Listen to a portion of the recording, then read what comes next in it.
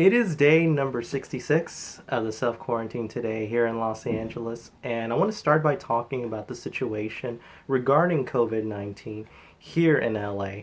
So, the number of cases and deaths regarding COVID-19, coronavirus, they're still rising, both cases and deaths. That's not going to stop anytime soon. The medical experts, the medical scientists have all said the same thing. They're going to continue to rise, but as a controlled rise, meaning that even though that the numbers are rising steadily, we're not looking at any spikes as of late. And that's good news, even with the easing of the restrictions of some businesses and some other businesses that are opening up finally. It doesn't look like we're being affected as much. It's not like what's going on in other states in the United States. I'll give you an example. Texas, they opened very early, and now they're seeing a spike of cases that are going on in their state. So if they don't do anything very soon, we can probably see even more spikes along the line and in the next coming days and weeks. So I give kudos to the local government here in Los Angeles and also in California that they're studying it to the most basic thing to make sure that when we're opening up the economy here, we're doing it in a very safe way. No matter how frustrating it is, and I know it's frustrating for everyone. They are so anxious to get back to work, to get back working with the economy. But we have to be smart about this. We have to make sure that we're taking every single precaution, making sure that we listen to every single scientific expert, medical expert, to tell us when it's the right time to open. So that I actually agree on. I agree more with the scientists rather than the politics. Also, something else that was talked about today regarding Los Angeles on the COVID-19 cases and deaths, and that has to talk about the medical workers. The medical workers are being actually most affected in this situation because they wanted to see how are they dealing with the COVID-19. So far, the study has shown that over 4,000 medical workers have been infected with the COVID-19 virus. And out of those that have been infected, 26 have died. So those are doctors, nurses, medical assistants, you name it. Anyone that's working in the hospital, they are the ones that are putting themselves on the line, their life on the line, to make sure that they're fighting the COVID-19, that they're saving lives, and they're also trying their best to stay alive in these hard, crucial situations. So again, I want to give thanks to every single medical worker that is working tirelessly so hard every single day and putting their lives on the line to save our lives every single day. So I want to thank you guys for doing all that you can during these uncertain and difficult times. So moreover, I wanted to talk about the situation in California, my state, because what affects California also affects Los Angeles and vice versa.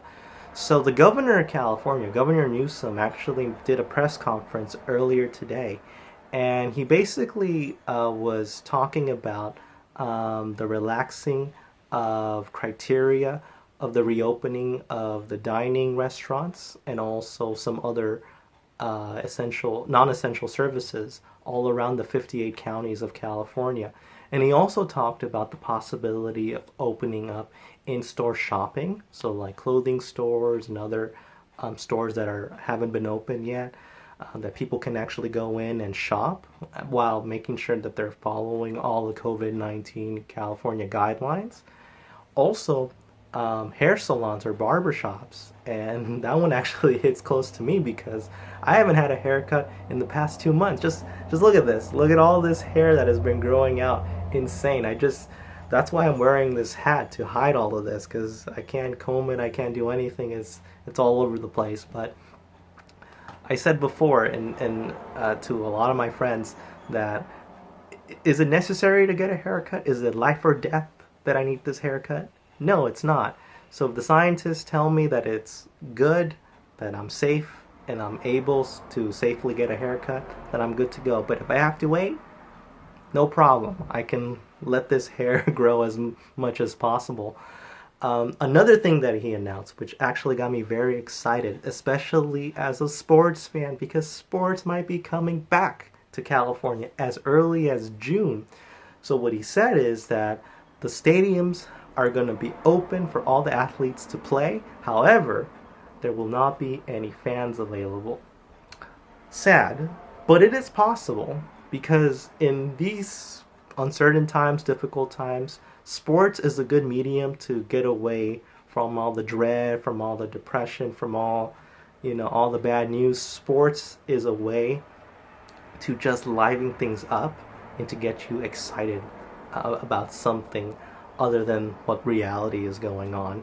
But California is looking actually towards Germany as an example of how to open pro sports back again in its state. The reason why I say this is because this past weekend in Germany, when all the sports all around the world shut down because of this pandemic, right? We didn't know when sports was going to come back. And then Germany announced about a couple weeks ago that it was going to be one of the first countries to open pro sports, specifically one type of sport, soccer, or as the Europeans call it, football, everywhere around the world. And the thing is, the athletes are able to play, but they have to play in empty stadiums. And they just did it this past weekend in the Germany's first division league called the Bundesliga. And it was a success. I actually watched it on Saturday and Sunday, and even there was a game today on Monday. So I was actually excited to see all the teams. And I lived in Germany when I studied abroad back in my college days. And I can tell you, like, Germans really love soccer. They love it with a passion. It is just like a religion out there, and I feel it too. So California is looking towards Germany as an example of how to open pro sports the right way. So it's going to be the same thing here. So we're talking about soccer, American football, baseball, hockey, basketball, like you name it, any type of sports. So they're going to have the sports available if everything is going according to plan, if they're not going any big spikes, any high death tolls, any infections. If we have a maintained control of the coronavirus, we're good to go, and sports is back as early as June. And June is my birthday month, so that will be one of my best birthday gifts to get this year.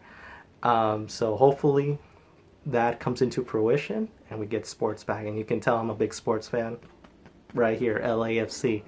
So I can't wait for that. And the last thing that the governor mentioned is the opening of churches. Now that one is very important because ever since the beginning of this pandemic, churches have been closed, and it's been tough to go to church or to listen to any of the scriptures, regardless of where your religion is. But it's been hard and difficult for a lot of the churches to stream their services, but it's actually been effective so far. So I don't know how the churches are going to open up. They're probably going to do the same thing like other businesses, where they're only going to allow a certain amount of people. Or if churches don't feel that they're safe, then they're just going to continue to close it off to the public and only allow a certain congregation to be there. So that's what's going on in California so far, and what the governor of California has said about the possibility of going into the next phase of reopening California. In addition, I also wanted to talk about something else that was announced in California as well. There was another population that is actually getting some help starting today, but we haven't actually talked about it in many local TV news, nothing like that. And I'm talking about the undocumented immigrants who are living and residing here in the state of California. If you're an undocumented immigrant and you're living under this pandemic here in the state of California, you haven't gotten any help whatsoever from the federal government or state government at all.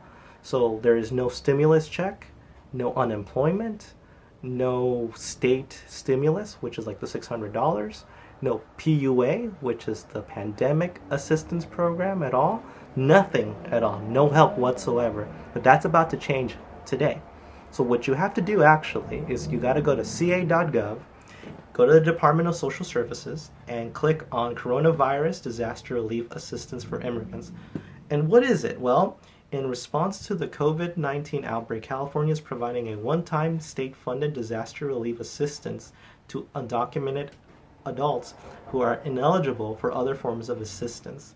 So like I said before, so the undocumented adult who qualifies can receive $500 in direct assistance with maximum of $1,000 in assistance per household.